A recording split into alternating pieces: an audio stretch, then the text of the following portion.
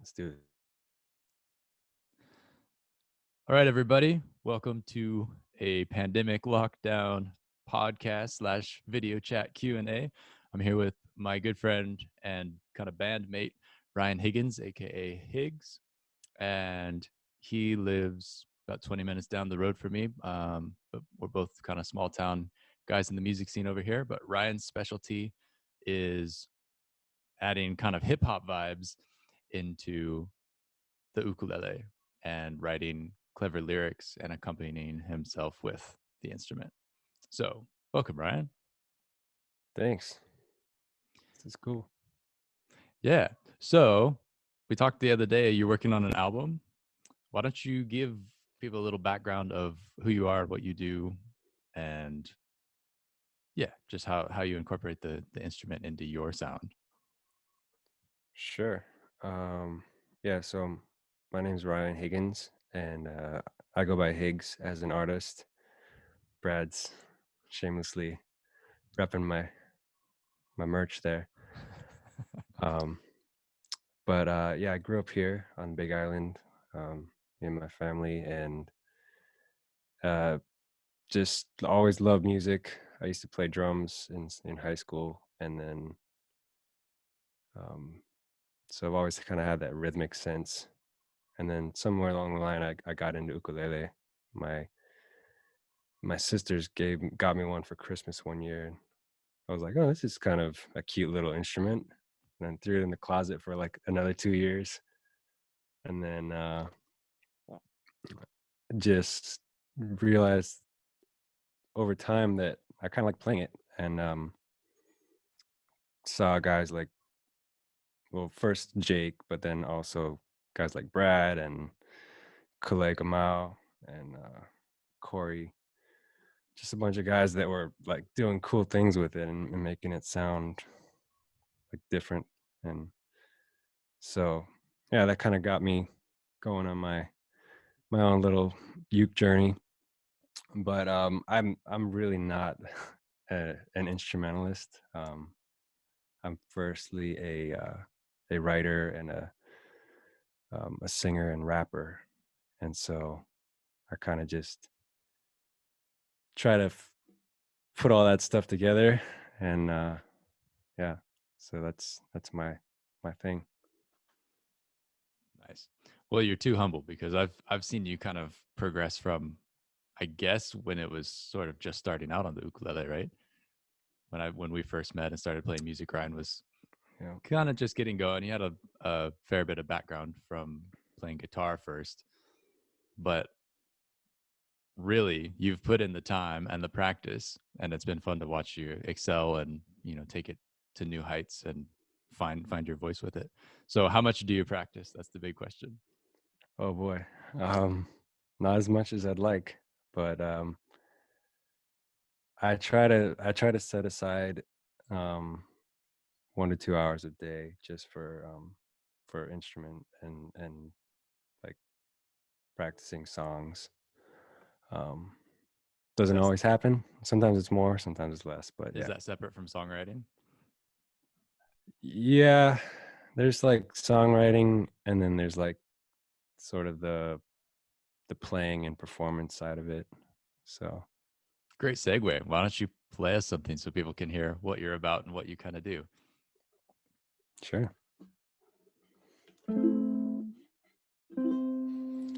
All right, so this one's called No Plans, and it it's kind of appropriate for this current kind of time that we're in, where everyone's at home and hopefully staying home. But yeah, I wrote this at a time when I was stuck at home also, and it was more for other health reasons, but same kind of vibes. So yeah, called No Plans.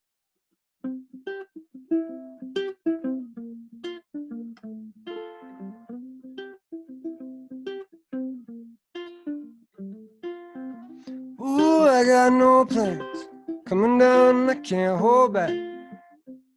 I'm in the moment, so chill that I'm like frozen.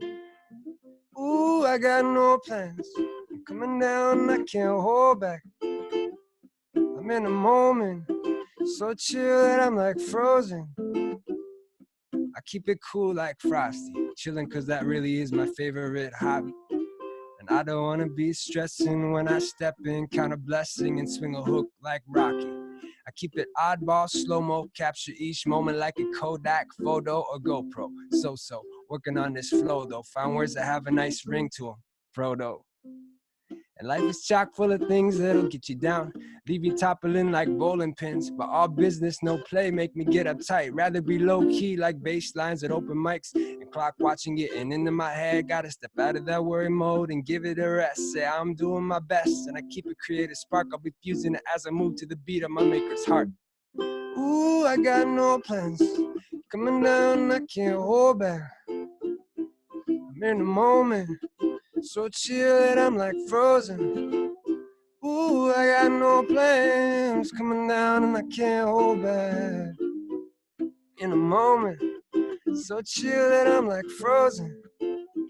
Thought I was done with hip hop, guess not. Staying on track until I misstep or slip off. Keep calm and call my mom when I'm a bit lost. Send up a little prayer when I'm about to flip my lid off. These days ain't no vacay like Griswolds. It's enough to make you wanna throw something. Disc golf, we all can get a little ticked off. I find myself so focused on my future me that I forget to breathe. If I could only stay where the moment's at, go for broke instead of only holding back. I'm looking for a new border like I'm in Mexico. Sometimes I feel frozen, but I let it go. Welcome to my life. I ain't trying to blow smoke, but I guess it's high time that I poured out what's in my mind's eye. Can't let regrets fill my chest, knock me over like blindside. Ooh, I got no plans, coming down, I can't hold back. I'm in a moment, so chill that I'm like frozen. Ooh, I got no plans, I'm coming down and I can't hold back. I'm in a moment, so chill that I'm like frozen. Yeah. Mm-hmm.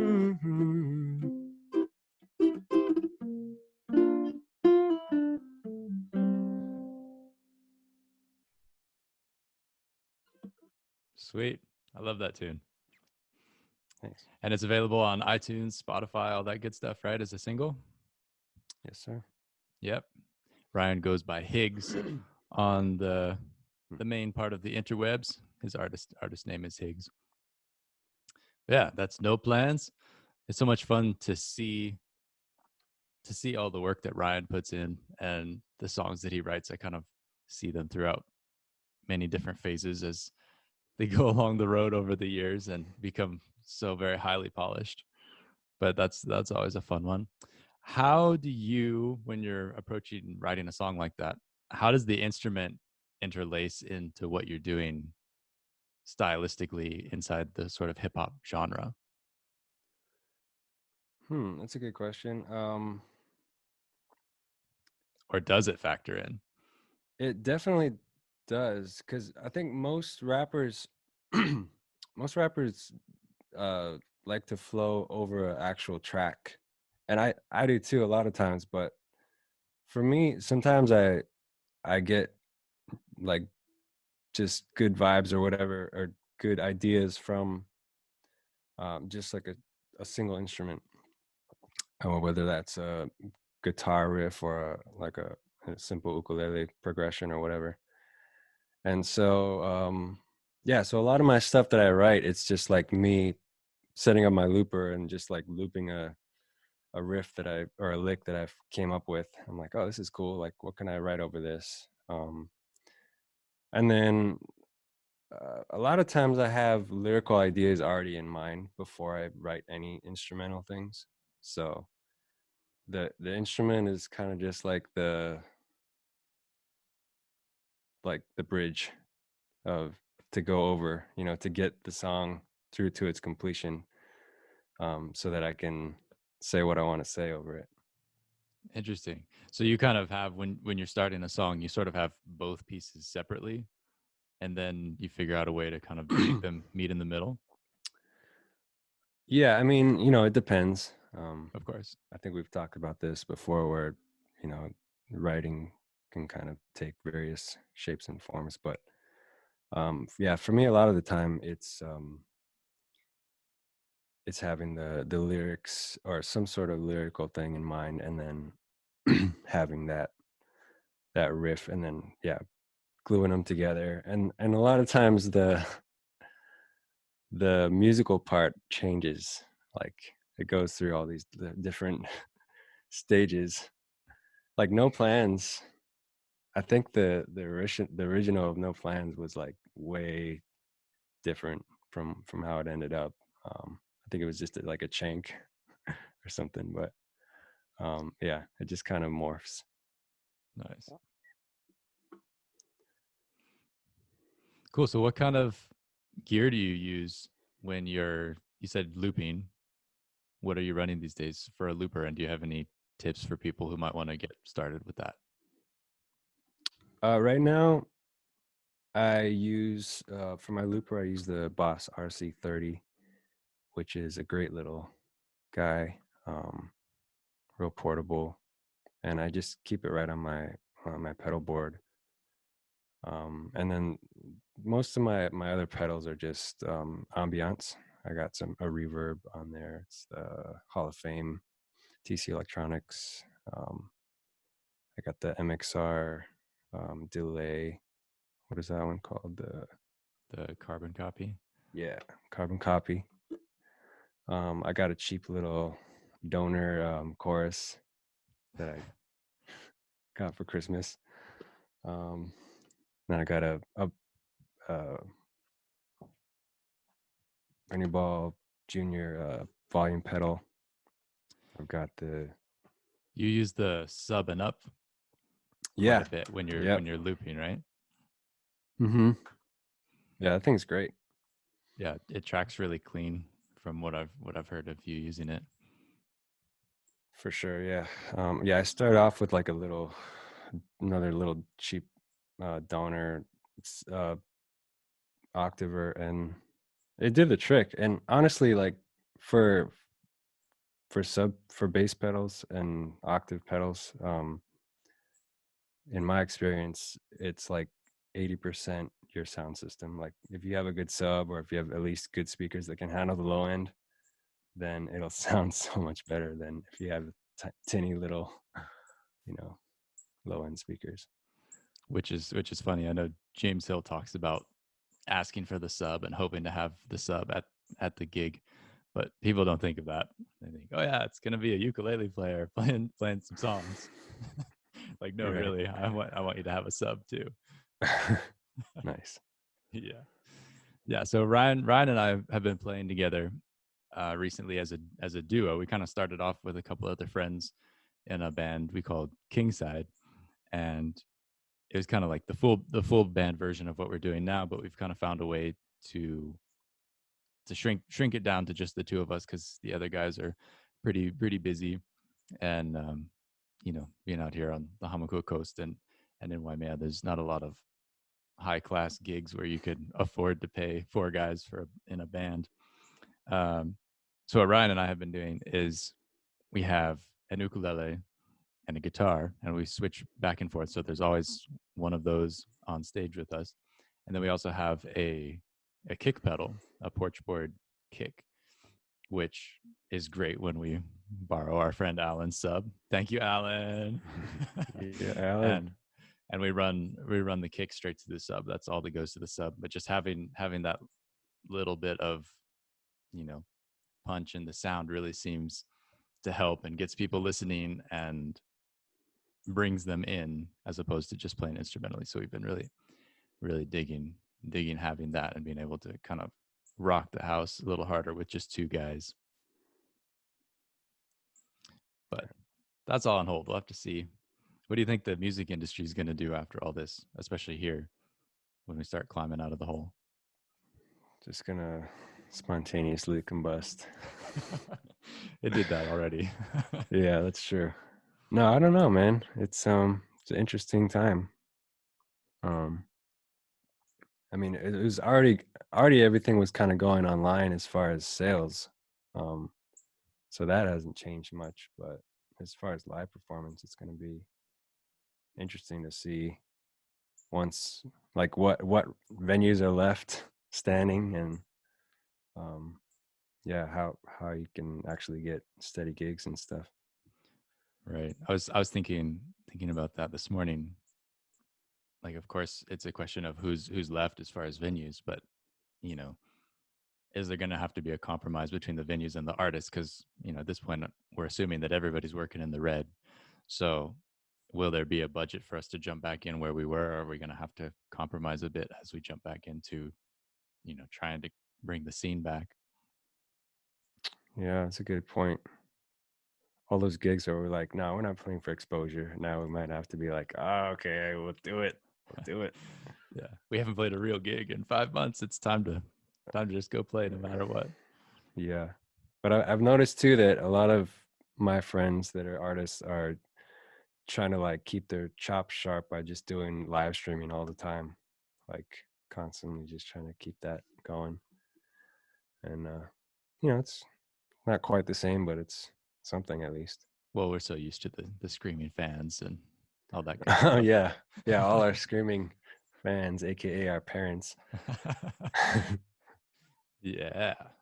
Have you Yeah. tried any live streaming yet? Not yet. I'm probably gonna do one this Saturday. On YouTube or Facebook? Where can On people find you? I think I'll probably be doing it on the Instagram. Higgs official is my Insta handle. Official. Yeah. you I you like to heard it here.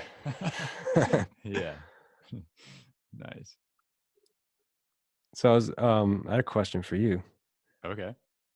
What to you makes a great ukulele? A great instrument. Yes. As an instrument. Well, I think first and foremost, it's got to stay in tune and it's got to play in tune, and then and play easy. I'm kind of all the lines have to be right. The frets and the strings and all that stuff has to be level and you know and stable so that it's not moving around all the time. But beyond that, I think sound is top notch. I know a lot of people, they hear with their eyes, which isn't so much my cup of tea. It's like, does it sound good? If it sounds good, I'll play it. But definitely the feel is kind of at the top of my list because you pick some instruments up and you have to really fight them. And I mean, I like to fight. You know me. I play super hard, super heavy. But even so, it's nice to have an instrument that's there when you want it to be there instead of looking for the notes and wondering where they're at. And then having a great pickup system. That's Hmm. that's really having a great pickup is something you take for granted. But then when you plug something in that's kind of subpar or your backup instrument, it's like, oh, right. I remember Right. just how important that is because otherwise you're fighting it. It's such an imprecise art. Yeah, and it When you changes the whole sound too. So if your if your quality's going down, or if it's just not sounding good to you, then it affects the whole performance and everything. Yeah, you're only as good as your weakest link. But yeah, also if you sound bad on stage, you're not going to have that confidence like, I sound good, because you don't. Right. So that's Yeah. a big one for me, and that goes hand in hand with the different gear. But for me, it's all about being able to play it easy and the sound, a good sound. But you know, at this point, it doesn't even have to sound super duper. You can drag a good sound out of most instruments if you know how to play it right, and if you get used to it. I think that's something that a Hmm. lot of people overlook, is that you know I sound best on my instrument because that's what I'm used to. I'm used to making it sound its best for what I do for me. But then if I go and play your ukulele, it's a nice ukulele and it plays well and sounds good, but I don't sound my best on that because I'm just not used to it. Hmm. So at the same Makes time, sense. you can have as nice an instrument as you like, but you do need to spend some time with it to get used to it. At least that's my 2 cents. I know a lot of guys just have the feel no matter where they go and whatever instrument they play. Right. Yeah. I've met a few guys who are they just pick up anything and it's just like magic. Like, what? Where did you come from? And how can I get that? But Totally. yeah. Yeah. It's not any kind of science. It's all just feel. And sometimes you run across something that's like, this should be terrible, but I love it. Or the other way around. Somebody's like, oh, check out this instrument. It's so awesome. And you play it. It's like, well, I can't really get excited about this because there's nothing to it. It just doesn't have any substance. Yeah, I think that's a big thing is having a sound that you like. It might not be quote unquote the best sound or whatever. Like Mhm. might not be a $3,000 instrument, but if it sounds good to you and you're comfortable with it, then that's, I mean, not much better than that. Yeah. I mean, I've been super impressed with the Pono stuff. As far Yeah, as for sure. entry level instruments, I think they're one of the top dogs right now. Mid level instruments, Hmm. but I like their stuff, and even my Kamaka, I still have that kicking around. I think it's one of the best sounding instruments that I've played. But it's baseline model. It's certainly the value has doubled since I bought mine, but you know it's all just kind of in the human element of how you connect to the instrument. I think. Going back to the what you said about um you like to hear the instrument um more than see it. I remember getting it was like a some sort of electric guitar. It was a really pretty like um I can't remember what it was, like a Gibson, like not a Gibson, but like some sort of Les Paul. It might have been an Epiphone, but it looked really good. And so I got it and I was like, oh, this is gonna be great. But then it never stayed in tune. Like it just didn't sound great. It was, it was like one of those lower end models, but yeah, it just kind of like proved your point. Like it's not always about looks. Well, it's not. Ladies. No, I'm just kidding. You said it, not me. Sweet. So I passed on to you a handful of strings from Joel. What do you Yeah. think? Because I've been really enjoying them. They're the Uke Logic, the pink strings that Joel's been putting out, and I've been super impressed with them. I'd be curious to hear what you think of them compared to whatever you've been using. Yeah, I put them on a few weeks ago and I love them. I thought they were really good. They they have a lot of clarity. Um, I think I like them better than the Worths that I've been using actually. And I actually emailed him and I said, "Hey, are these for sale yet?" And he's like, sent me the link and stuff. So, yeah, and I guess he's got two different tensions available of the low G and or of just the tenor set.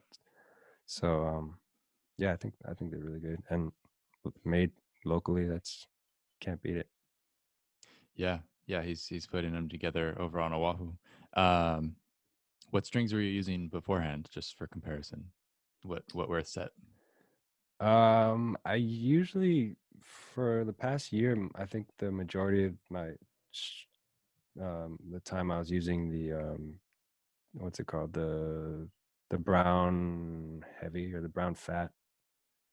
Um, Okay, yeah, I liked them because they seem to last a little longer than the clears to me, and they just kind of had a different. They weren't as like as clear, like sound wise, but um, I don't know. I liked them, but yeah, I think I like these other ones better. nice. So for me, kind of with to my ear, the Uke Logic strings seemed like they fit between the Worth Clears and the Worth Browns, because the Browns always seemed kind of dark, and I didn't like them because I couldn't get a tension that was heavy enough to kind of hold up to my playing and my heavy hands. But I put on the Uke Logic strings, and going from a Worth Clear set, it seemed like they were a little bit darker, but they were also kind of punchier, and it seemed like a nice happy medium between the two different Worth extremes. But yeah, there's still fluorocarbon, and Joel Joel's been really great to work with too. Is he's got several different gauges, and he's limited from by his supplier and what gauges they're actually making. I think he's buying fishing line or whatever it is out of Japan or somewhere, and he only gets a set gauge diameter. But those that he has, he's happy to help people make custom sets. And I know that when I got my new stuff, I use a different size C string, and that's in a video that I did a while back comparing the different gauges. But I like a little bit lighter than what he's got in his stock stuff at the moment. So take that What for about what it's his worth. the low G? You thought that was heavy enough, or I thought it was too heavy personally, no? because what I kind of observed is that he chose the diameters for a perfect tension. But when you're using a solid fluorocarbon string like that, the fatter the tension is, the less sustain and kind of openness the string has. When you have that thick heavy duty string, it's kind of more rubber bandy and muted. And so I felt like the C string was a little heavier than it needed to be, so I went down a gauge. And the low G was definitely too heavy. It was nice and tight, but it was kind of like playing on a clothesline, dum dum dum dum dum, and you know that's fine in some situations, I think. But for me, I decided to go back to my sort of fallback low G, which is a little lighter. Interesting. That's just me. But Yeah. See, because I had the opposite. I kind of wanted it to be a little bit heavier. I like the low G to be really like meaty and heavy. But I mean, it was close, but I just did wanted I a send little you home more. with a low G? Yeah. Okay, I wonder what that was, because when I ordered from Joel, he only sent me C, E, and A strings. So I wonder if Oh, so there it might was. not have even So been. it might not even be his low G that I sent you home with. Okay. Well, I'll be getting a couple more sets, so You'll have make a to let more us informed decision. know. Sweet, great. So what are you working on right now, and what are you excited to tell people about? Well, this sort of hiatus of everything has given me a chance to actually sit down and start working on my album again.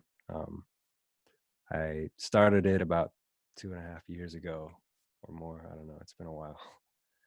And I don't know, just kind of got overwhelmed and ran out of time and money and all those things. But it's starting to come together again, and I'm getting excited about it. I'm trying to self-produce as much as I can, and then I've got some friends that'll help me with the things that I suck at. but yeah, hopefully I'll have an album coming out by the summertime. Nice. And people can follow you and find more information about that where?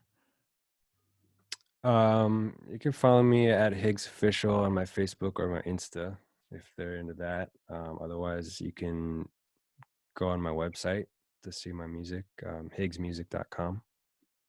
Nice.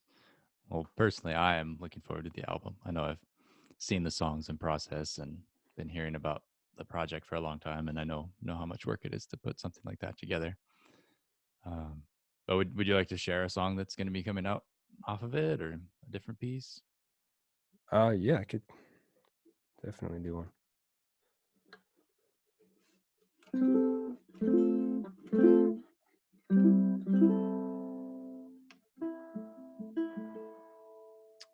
This is called Miss the Old Us.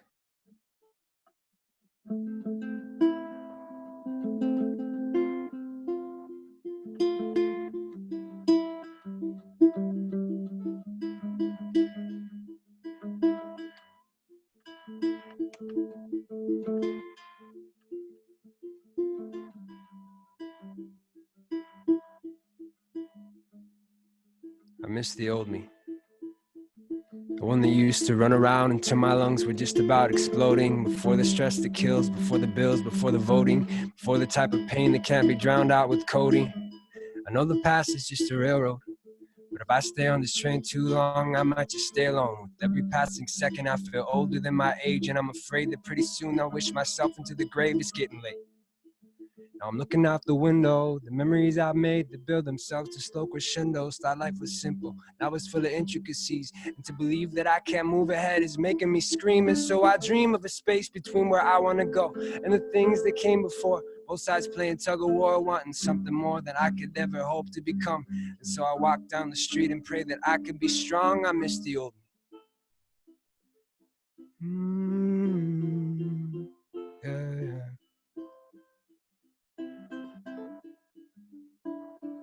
I miss the old you. The one that used to give me the time of day, waste money on arcades. Now I'm left stammering while you're on the phone. And even when we're together, it always feels so alone. Guess I'm hammering home all the feelings never had the nerve to say, oh well, you moved on and all the plans that we made fell by the way. And by the way, I hope you're happier now. I hope you find whatever it is that you've been looking for way up in the clouds. I miss the old you. I miss the old you. Yeah.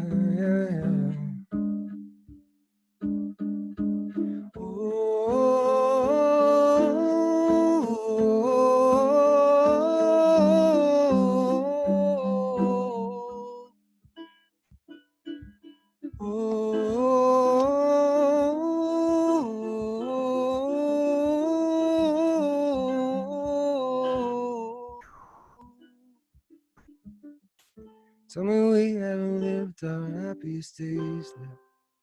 Tell me there are happier days left. Instead of sitting here drowning in regrets about the things that might have been. Say the ghosts of you and I, somewhere buried deep inside, so we can bring it back to life.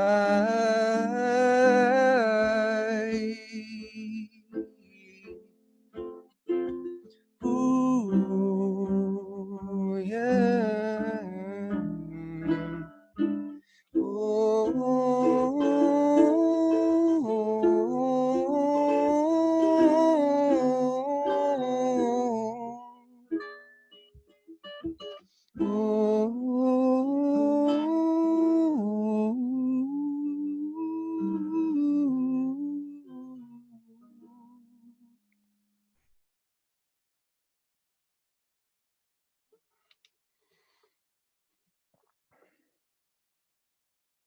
Cool. I haven't heard that one a whole lot. I like it.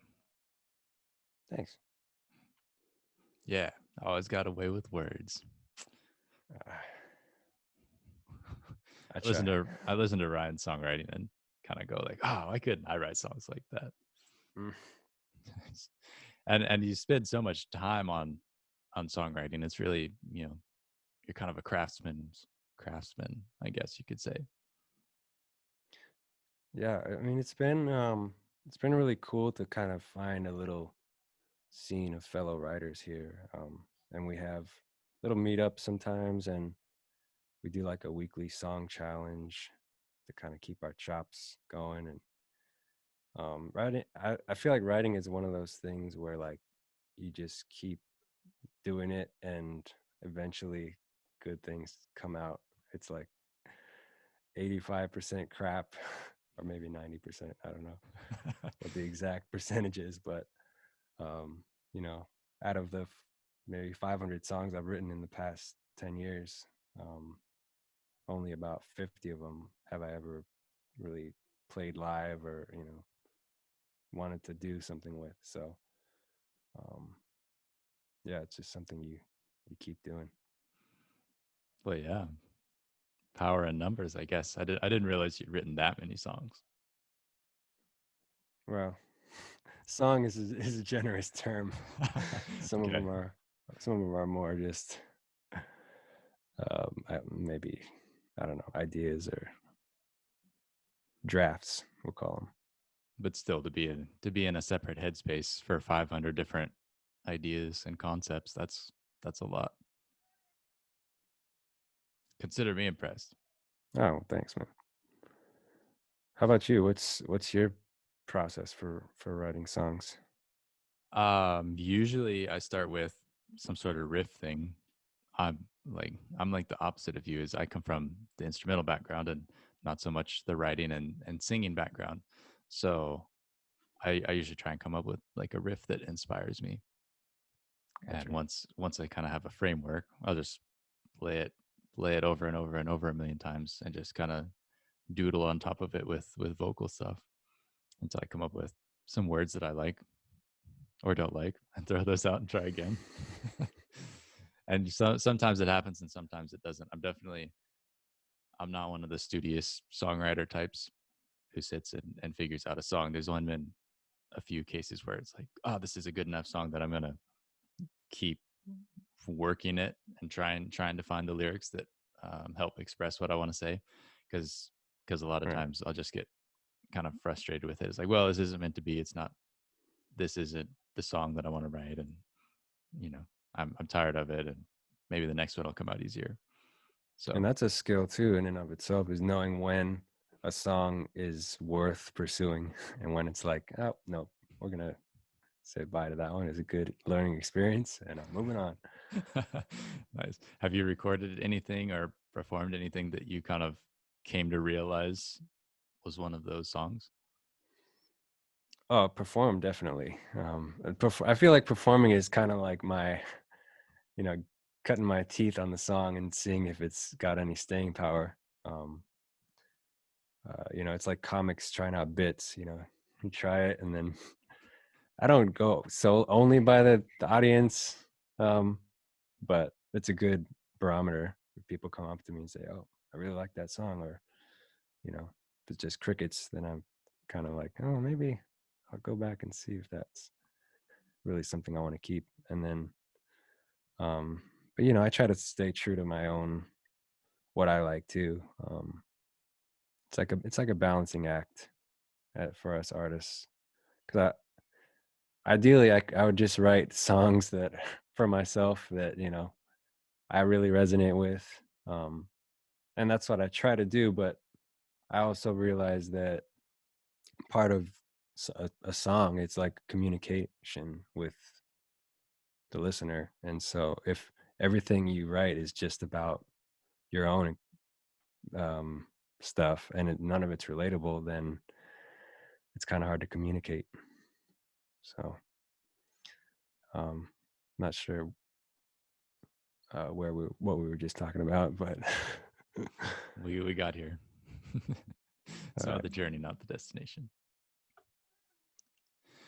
Cool, Ryan. Well, I think probably call that good on our first little podcast Q&A thing. Thanks so much for hanging out and joining and sharing some of your music. It's always a pleasure to hear your voice and hear your songs. thank you, So sir. yeah. If you want to find out more about Ryan and his music, check out his Instagram or Facebook, Higgs Official, at Higgs Official, or higgsmusic.com, right? That's right. Yeah. So keep an eye out for the new album. And if you want to see some more hip hop stylings over an ukulele backdrop, you've also got a YouTube channel, right? Yep. Yeah. I think I'm even on there. Oh yeah, maybe. maybe. No, we recorded some stuff a while back and each posted up a song, I think. But yeah, stay safe. You, as for everybody watching, and stay sane. Write some songs. Okay. Shoots. Right on, Higgs. Have a good one. I don't know.